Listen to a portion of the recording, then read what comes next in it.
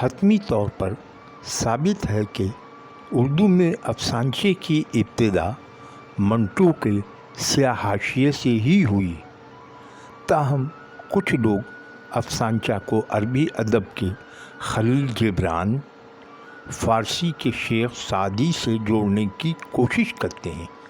اسی طرح کچھ لوگ مغربی ادب کا ذکر کرتے ہیں، جبکہ افسانچہ اردو کی اپنی اپجی صنف ہے، اس کی تحریک کسی اور زبان سے نہیں ملی۔ منٹو کے سیاہ حاشیے کو ہی اولیت حاصل ہے اور حق با حقدار رسید کے مصداق یہ حق منٹو کو ہی ملنا چاہیے۔ افسانچہ کے فن کو نقصان پہنچایا اس ایک غلطی نے جس کے سبب ناقدین نے اسے وہ اہمیت نہیں دی۔ وہ غلطی یہ ہے کہ اسے لطیفہ سے قریب کرنے کی کوشش ہوئی، حالانکہ افسانچہ کے فن میں لطیفہ پن کی بالکل گنجائش نہیں ہے۔ افسانچہ جھنجھوڑ کر رکھ دینے، چونکا کر حیرتوں کے سمندر میں غرق کر دینے، بم پھٹنے جیسی کیفیت میں مبتلا کر دینے والا ہے۔ اس کیفیت میں اس کے ختم ہوتے ہی ایک طویل کہانی پڑھنے والے کے ذہن میں شروع ہو جاتی ہے۔ یہی افسانچہ اور لطیفہ پن کا نمایاں فرق ہے اور بنیادی وصف بھی۔ تو آئیے کچھ ایسے افسانچے سنتے ہیں جو اسی قبیل کے ہیں۔ نشاط یاسمین خان افسانچہ نگاری میں خاصا نام رکھتی ہیں۔ ان کے افسانچے روزنامہ ایکسپریس میں تواتر سے شائع ہوتے ہیں۔ ان کا ایک افسانچہ ملاحظہ کریں، عنوان ہے عادی۔ گھر میں پھیلی بدبو سے طبیعت خراب ہو رہی تھی۔ ماسی سے جب تیسری بار فینائل کا پوچھا لگانے کا کہا تو وہ بولی، باجی پورا محلہ کچرا کنڈی بنا ہوا ہے، بارش نے رہی سہی کسر پوری کر دی ہے، بقرعید کے بعد بھی صفائی نہیں ہو پائی ہے، ابھی کچھ دن صبر کر لیں۔ میں نے پوچھا، کیا کچھ دن بعد محلے کی صفائی ہو جائے گی؟ وہ بولی، میں نے جب گندے نالے پر مکان لیا تھا تو پہلے میری بھی بدبو سے طبیعت خراب ہو جاتی تھی، اب میں عادی ہو گئی ہوں۔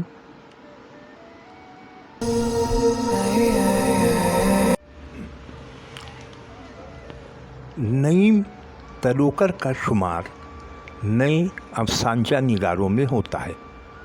بہت کم افسانچے انہوں نے لکھے ہیں، لیکن جتنا بھی لکھا عمدہ لکھا۔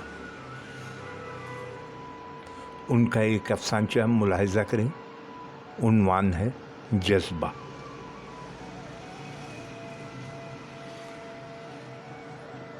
وہ دیکھو، ہائے کیسا زبردست ایکسیڈنٹ ہوا ہے،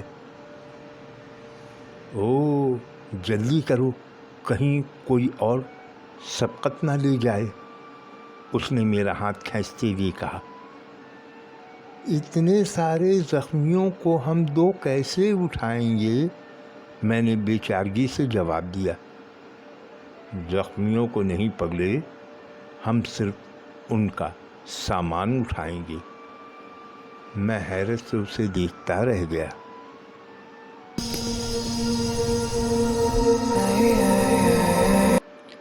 نعیم تلوکر کا ایک اور افسانچہ سنیں، عنوان ہے سرکاری ملازم۔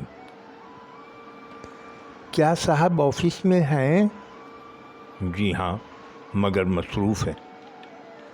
دیکھیں، میں 3 دن سے مسلسل چکر لگا رہا ہوں، مگر صاحب چھٹی پہ تھے۔ خدا کے لیے میرا کام جلد کروا دیں۔ کہا نا ابھی جاؤ، وہ مصروف ہیں۔ وہ فارغ کب ہوں گے؟ آج آخری تاریخ ہے، میں نے روحان سے انداز میں پوچھا۔ ابھی آرام کر رہے ہیں، نیند سے اٹھیں گے تو پوچھ کر بتا دوں گا، ابھی جاؤ۔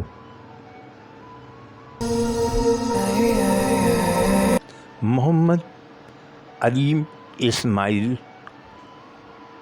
کا ایک افسانچہ سنتے ہیں۔ عنوان ہے تیکھے تیر۔ ایک مشہور مصنف کی کتاب معاشرے میں عورت کا مقام کا رسمی اجرا۔ مصنف نے اپنی تقریر میں عورتوں کو بے حیائی کا جامہ پہنے ٹکٹکی لگا کر گھورنے والے نوجوانوں پر خوب تیکھے تیر برسائے۔ پروگرام کے اختتام میں سبھی حاضرین کو ایک ایک کتاب دی گئی۔ مجھے بھی ایک کتاب ملی جس کے سر ورق پر ایک خوبصورت نیم عریاں عورت کی تصویر تھی۔ محمد علیم اسماعیل کا ایک تیکھا افسانچہ سنتے ہیں۔ عنوان ہے ندامت۔ بہن نے اپنے بھائی کا لیپ ٹاپ بند کرتے ہوئے کہا، بھائی جان، آپ کی فیس بک سرچ ہسٹری میں صرف میں ہی نہیں ہوں۔ اور وہ ندامت کے پسینے میں ڈوبتا چلا گیا۔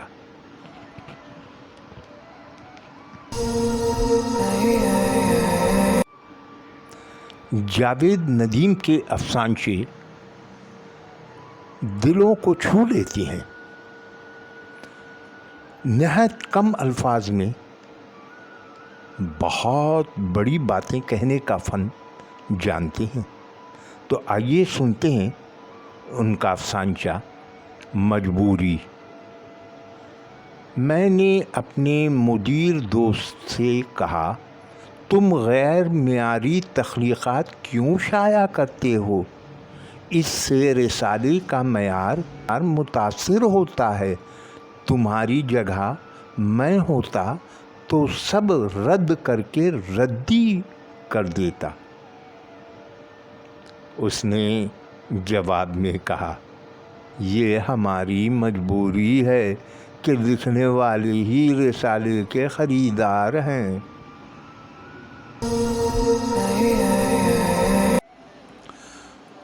محمد ظہیر قندیل ادب کی دنیا میں ایک جانا پہچانا نام، مانے ہوئے قلمکار، اچھے شاعر۔ ان کا ایک افسانچہ سنیں۔ عنوان ہے صورت حال۔ انسات بے رحمی حیوانات کی ٹیم کو پتہ چلا کہ ایک گاؤں میں ایک کتے کو مار دیا گیا ہے۔ پوری ٹیم ان گنواروں کی سرزنش کرنے پہنچ گئی۔ ٹیم جوں ہی گاڑی سے اتری، گاؤں کے کتے ان کے مغربی لباس کے باعث جذبہ حب الوطنی سے سرشار ان پر حملہ آور ہو گئے۔ سب نے بھاگ کر جان بچائی۔ ایک عمر رسیدہ کارکن نے گاڑی سے باہر نکل کر اپنی چھڑی کے ذریعے انہیں سمجھانے کی کوشش کی کہ ہم تمہاری طرف سے آئے ہیں، مگر کتے کہاں سمجھتے ہیں کون ان کا ہمدرد ہے، کون ان کا دشمن۔ ایک کتے نے اس کی ٹانگ پر حملہ کر دیا، جسے بچاتے ہوئے اس کارکن نے دیوانہ وار چھڑی چلائی اور ایک اور کتے کا سر پھٹ گیا۔ گاؤں سے واپسی پر سب اس کارکن کو داد دے رہے تھے کہ اس نے بہادری سے کام لیا۔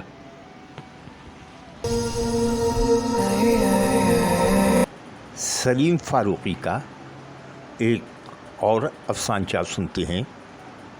عنوان ہے عجب معاملہ ہے۔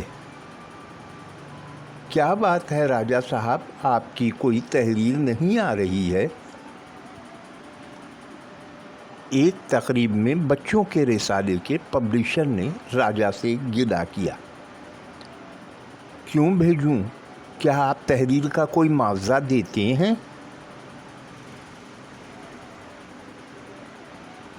جناب، اب تو کاغذ اور پرنٹر کے پیسے بھی بمشکل ہی نکلتے ہیں۔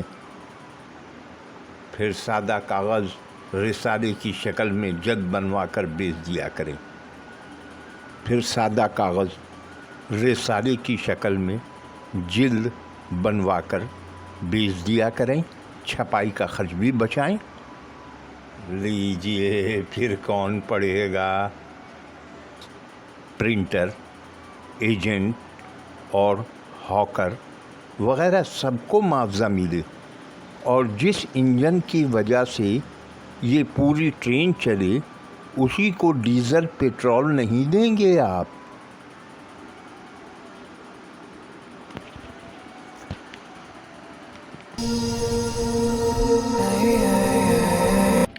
ایم مبین کا شمار کوہنا مشق افسانچہ نگاروں میں ہوتا ہے۔ ان کا تعلق بھیونڈی، انڈیا سے ہے۔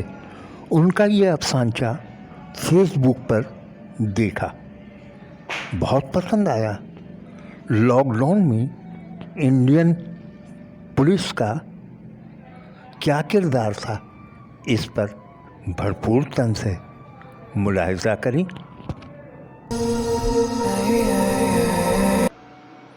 لاک ڈاؤن کو آج 5واں دن تھا۔ اس نے سوچا اس ماہ مزدوروں اور ملازموں کی تنخواہ جلدی دے دی جائے تاکہ ان کو اور ان کے خاندان کو لاک ڈاؤن میں کسی قسم کی پریشانی کا سامنا نہ کرنا پڑے۔ اس کی فیکٹری اور آفس میں 250 سے زیادہ افراد ملازم تھے۔ اس نے آفس کے 2 ملازم جو ملازمین کی تنخواہ کا نظام رکھتے تھے انہیں آفس میں آنے کے لیے کہا اور اپنی کار لے کر آفس کی جانب چل دیا۔ ملازمین کی تنخواہ چیک پر سائن کر کے آج ہی چیک بینک میں جمع کرا دیا جائے۔ چوراہے پر پولیس نے اسے روک لیا اور کار سے اترنے کے لیے کہا۔ کہاں جا رہے ہو؟ ایک وردی والے نے کڑک کر پوچھا۔ آفس۔ اس نے ابھی اور کچھ کہنا ہی چاہا تھا کہ اچانک چاروں پولیس والے ڈنڈے لے کر اس پر پل پڑے۔ تھوڑی ہی دیر میں وہ ڈنڈوں کی مار سہتے سہتے نیچے گر گیا۔ جب اسے ہوش آیا تو وہ ہسپتال میں تھا۔ اس کے دونوں ہاتھ اور پیروں پر پلاسٹر چڑھا ہوا تھا۔ وہ بے بسی سے اس ہاتھ کو دیکھنے لگا جس سے اسے مزدوروں کی تنخواہ کے چیک پر دستخط کرنا تھی۔